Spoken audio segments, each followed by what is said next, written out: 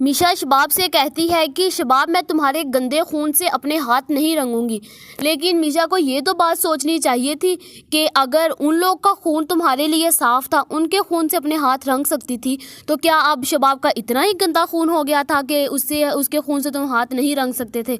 हालांकि सबसे घटिया इंसान वो लोग थे जिनके खून से आपने अपने हाथ रंग दिए, और शबाब का तो कोई कसूर ही नहीं था। वैसे एक तरफ से उसने बिल्कुल शबाब को सही कहा, क्योंकि शबाब ही वो थी जिसने हर चीज़ देखी, सबको पीछे लगाया और सबसे गलत काम शबाब ने किए। और अब शबाब वैसे भी ये सब कुछ डिज़र्व करती थी, उसके साथ ही सब कुछ होना चाहिए था। लेकिन एक तरफ से मिशा भी थोड़ी सी गलत है, लेकिन मिशा ने अपना बदला लिया क्योंकि मिशा के साथ बहुत बुरा हुआ।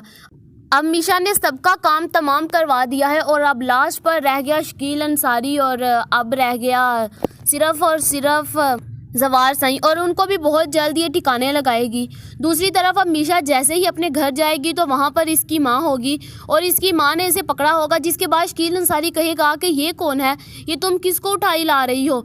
जिसके बाद अब उसकी माँ कहेगी कि ये मेरी बेटी है, जिसके बाद शकील अंसारी कहेगा कि तुम इसको परे छोड़ो, ये हमारी बेटी नहीं हो सकती। जिसके बाद अब वहीं पर उसकी माँ कहेगी कि मुझे तलाक दो, मुझे तलाक दो। जिसके बाद अब इसकी माँ का सबसे वैसे बड़ा कसूर था। मिशा को अपनी माँ को भी माफ़ नहीं करना चाहिए था, क्योंकि हर चीज़ की जिम्मेदार ये थी।